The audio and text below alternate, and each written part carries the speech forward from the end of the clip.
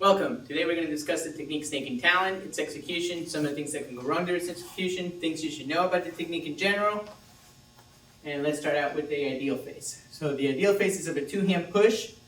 This is a high push. It could be low.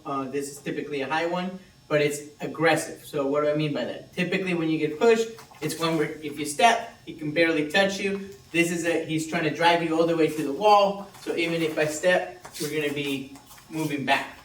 The first thing that happens is we don't know which push it is, right? No one comes up to you and says, it's really aggressive, and then they come in. So you have to do what's called gauging. I have to gauge his aggression. I have to gauge it by feeling it, right? To feel is to believe. So when he comes in, I think it's a regular one, but then I continue to feel the power and the aggression, so I'm going to gauge. This technique works on gauging. We're going to gauge at the beginning of the technique, in the middle, and at the end. So let's talk about the ideal phase. I step back like I'm doing aggressive twins. I feel that he's still coming in. So we gauge by drawing into the cat to create more space. So if you notice where my body is now, by drawing into the cat and shifting and turning my body, I've created more space. Now keep in mind, if he's really, really aggressive, that might not be enough. He might still be able to push me and send me flying. So you can add foot maneuvers. Remember, even though they're not part of the techniques, they're done as needed. So if I step back, I might need to do a pull drag to get me to the depth that I feel necessary to compensate for his aggression. Now, like we've talked about in other videos, keep in mind that the techniques are designed to teach you the long versions of the technique. We have middle versions and short versions of the technique, and considerations, environment, right? If I was really close against the wall and I don't have time to be moving back or the space, I might need to alter it and do like the middle of the technique. So when he comes in, I might have to just move him and move me out of the way. Or the other one would be, if we can't do the moving, I might have to switch it to the hand, which we have, it's called entwined maces, right?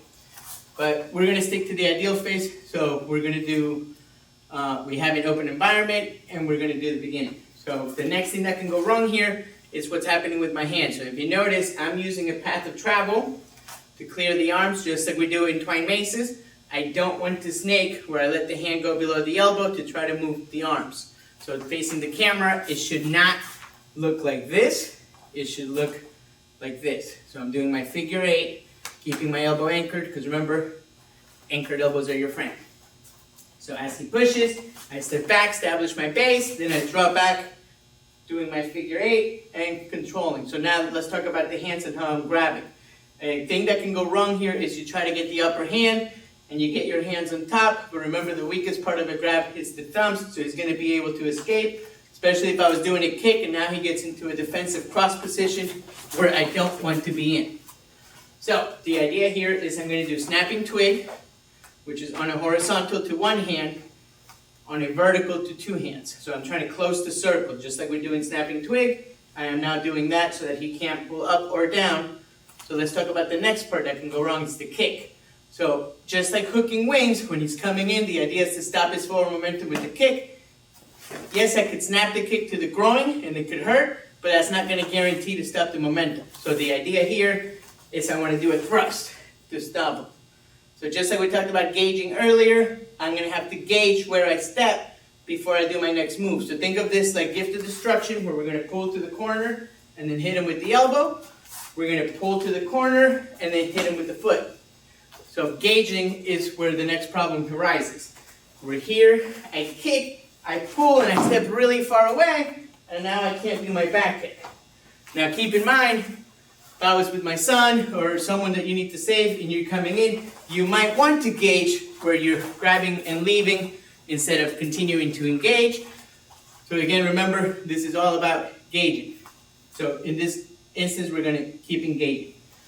So I get to my stance, I do my kick, I pull, I move me and him, but I get close enough where now I can turn, and I have line of sight for my back kick. So the next thing that goes wrong here is we try to do this as a chicken kick, where you do the 1, 2, and the problem with that is you don't have a base, and you don't get to gauge. So what I mean by that is you do the first kick, and because I'm in the air, I can now no longer reach him for the second one. So what you want to do instead to compensate is you kick, gauge where you need to be so that I can kick him with the second one and then cover out. So let's talk about it one more time. We have an open environment, establish my base, Draw back to the cat to create more distance. Remember, he's aggressive. Keep the elbows anchored. Don't let the hand drop below the elbow. Lock it, one up, one down. Thrust the kick. Pull as I step, engage. One kick, gauge. Second kick, and then cover out if you choose.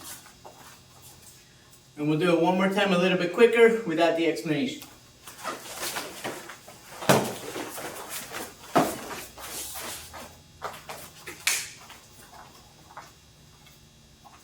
We hope this video helps you. Thank you very much.